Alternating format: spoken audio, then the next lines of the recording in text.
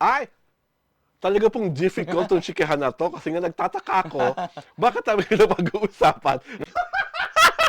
Ito po si Alvin Ignacio, ang Diva That You Love. Kasama ko ang kaibigang bonggang-bongga. Glency Banga! Ito po ang UCT Show. Ang Taray na Talakayan Showbiz Edition.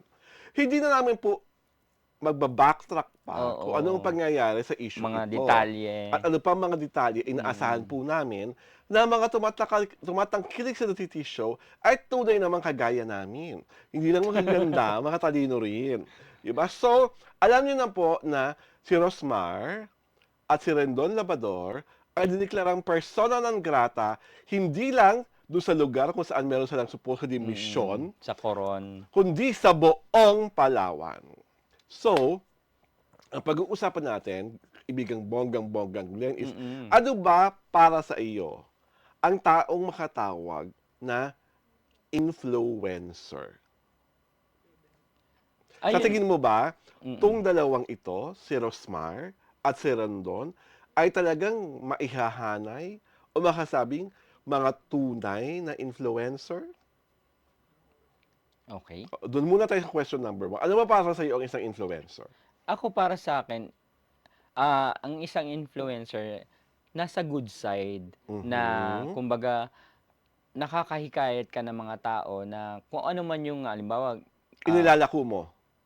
hindi lang yung inilalako, kumbaga kung meron ka mang produktong inilalako o meron ka mang serbisyong Oo. i Binabahagi? oo, inaalok Oo. at saka kumbaga nakakahikayat kang tangkilikin ng mga tao yon. At the same time, nahihikayat yung mga tao na subaybayan yung buhay mo. Yun yung I think yun yung influencer at kumbaga yung epekto ng mga ng Ginagawa mo pag-influence mo sa kanila. ay may kabuluhan, Oo, may katuturan. correct. Hindi parang yabang at hangin lang. Oo, hindi yung ano lang, matawag lang na ano, na Influencer. influencer at ano, sikat na content creator ay Creator. ano na. Okay. So, question number 2. Ito bang si Rosmar ay isang tunay na influencer? I believe so na nakaka-influence naman siya ng ano, kasi hindi naman lalago yung kanyang negosyo kung hindi Ano naman ba ang siya negosyo ni Miss Rosmar na pangmalakasan? ayoko ng ano yung brand Oo, pero basta meron po beauty, siyang beauty meron na siyang skincare. beauty Oo, empire, di oo, ba? meron na siyang gano'n. Meron siyang beauty empire at Oo, sa totoo lang, malakas at mabenta ang kanyang beauty product. Di okay. ba? So, meron siyang sariling audiences, meron siyang sariling komunidad na nananalig sa mga nilalako niya mga produktong pampaganda. At si Mr. Rosmar po ay kilala sa hindi siya gumagamit ng mga artista o kung sino mang ibang nilalang na may pangalan. Siya mismo ang Siya mismo, nagpapakita oo. sa mga tao sa kanyang mga content na ginagamit niya ang kanyang mga produkto. Diba? Okay, ang sunod na tanong. Nananalig ka ba na si Rendon Labador ay isang tunay na influencer? Ayan, bago ko muna si Rendon, Go. idagdag ko rin kay Rosmar. Kasi I think kaya rin nakaka-influence siya, malaking bagay rin na ipinapakita niya yung kanyang charity work, Yes. pagtulong sa kapwa.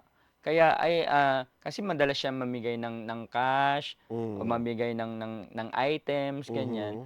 So, I think isang factor din yun. Kaya kumbaga, alam mo naman ng mga Pilipino, madali rin mahikayat kung ano, kung Lalo na kung may kabutihan kang oo, kung may pinapakitang ginagawa. kabutihan And sa correct ano, me if sa I'm wrong, tao. kaibigan Glenn, di ba? Siya yung tumulong kay Diwata para, Isa sa mga nagbigay ng ano, ng parang binigyan niya ng ano, 1 million worth of products. para At maibenta. the same time, yung tinitira ni Diwata ngayon na malapit dun sa parisan niya, siya rin yung nagbigay nun, yung parang para siyang trailer truck something na Okay. ano. Okay.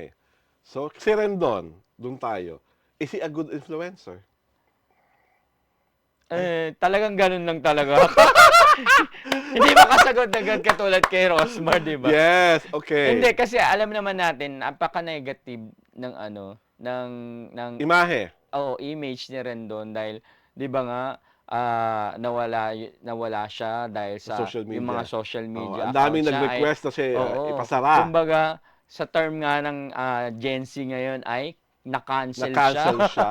Na-cancel siya ng mga ano, ng mga tao. Saka kasi kaya the reason why laging pinagdudahan ang pagiging influencer ni Ginoong Rendon ay dahil dati, spokesperson siya ng isang bar. Okay. Tapos nagsara yung bar at natanggal siya bilang spokesperson. So kumaga, hindi nakatulong yung imahe niya at yung influence niya supposedly para lalong pasukin at tangkilikin yung bar. At lagi rin kasing kontrobersyal ang mga paglalahad at mga Oo. pangungusap ni Ginoong Rendon sa iba't ibang isyong panlipunan, pangpolitikal, at kung ano-ano pa. At saka ano kasi, yung ano niya, yung dating niya, paatake lagi, Mm. 'di ba? Kaya kung Maangas oo, masyado. kaya kung napanood niyo yung video, 'di ba? Parang parang kulang na lang susugurin niya or ano, aatakihin niya talaga yung ano yung kausap niya, 'di ba? Mhm. Ako kasi at this day and age, hindi ako talaga naniniwala na meron talaga mga pangmalakasang influencer sa Pilipinas. Kasi po, sa akin na lang 'to ha, lahat po ng mga pelikulang ipinalabas kamakailan, na lahat po ay mahinang-mahina sa takilya, may tinatawag silang influencers night. Mm. Premiere night para sa mga influencer na ito. Kung totoong may influence, ang mga Mga influencer na inimbita ito, doon. lahat ng influencer na inimbitahan sa mga premiere night ng mga pelikula na marami-rami na rin naman pinalabas, bakit po lahat ng mga ito ay sumemplang sa takilya? Bakit walang nahikayat o narahuyo ang mga influencer na ito para panoorin ang mga pelikulang talaga namang sadsad na sadsad sa takilya? Kasi if I remember it right, ang tunay na influencer puro sa akin ay kagaya ni Oprah Winfrey nung unang panahon. Yeah, oo. Pag hinabi ni Oprah Winfrey na ang Datiti Mag, ang pinakamagandang mag at pinakasarap inuman ng kape, bukas pa wala na ito sa merkado. Correct. Ubus Sold na out. ito. At pag hinabi rin po ni Oprah Winfrey na ang suot na polo shirt ni Glenn, ang kanyang PK polo shirt, ang pinakamagandang isuot na PK polo shirt, bukas po sold out to. Correct. Diba? Ang pinakamalapit na influencer lang na pinanaligan ko ay nung panahon ng kasikatan ng Aldab, ni Maine Mendoza at ni Alden Richards. Nung panahong sila ang pinaka-phenomenal na love team. Naniniwala po ako talaga nag-influence sila dahil nung panahong kinuha si Maine Mendoza para maging modelo ng isang lipstick, isang oras, pagkatapos ito lumabas sa merkado, nag-sold out ang nasabing lipsticks sa 3 major malls in the metropolis. Number 2, alam mo talagang influencer sila dahil nung kasikatan ng Aldab, pinagbabawal na ang commercial na magkasama sila ay maipapalabas sa kalabang istasyon. Oo.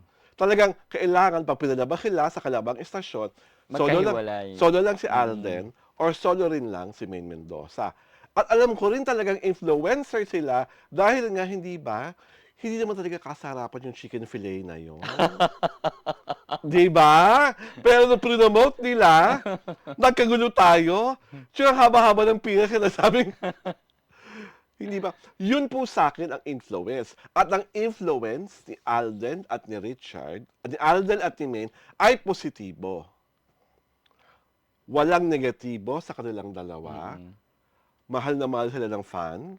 At ang nakakabaliw doon, parang kahit anong hawakan doon ni Maine at ni Alden, nagiging ginto. Diba? Yun para sa akin, ang tunay na influencer. Pero after them, wala na. Parang presently, nakikita ko naman si Catherine Bernardo. Oo, pero hindi ganong level. Oo. Or presently, maaaring si Kim Chiu. Oo. Pero hindi, yung talagang nararamdaman mo di ba? Parang nung kabataan namin ni Glenn, nung kasagsagan na kasikatan ni Sharon at ni Chris Aquino, hindi pa uso yung term na Lalo si Chris, influencer, di di ba? ba? Si Chris. May promote silang product, Oo. bukas, paubos na yun sa supermarket. Correct. Oo. Paubos na yun sa mga mall. So, yun po sa akin. Pero lahat ng mga influencer na sinasabi nila ngayon, kahit si Ann Curtis, kahit si Vice Ganda, debatable ang kanilang pagiging influencer. Dahil makikita mo, halimbawa si Vice, yung makeup na pinopromote niya, pag pumunta ka sa mga kiosk, hindi naman nauubos. Hindi po ba? Or lahat ng mga produktong pampaganda ni Ann Curtis, or lahat ng mga alak na kanyang naging produkto noong unang panahon, hindi na naman naubos sa merkado. 'Di ba? Kaya, sino ba talaga ang totoong influencer? Mga manonood namin sa Diario Tirada. Baka naman gusto niyong i-share Oo nga. sa aming Comment lang comment po kayo section. diyan. Comment kayo. Naniniwala po ba kayo talagang may tunay na influencer sa Mm. Pilipinas?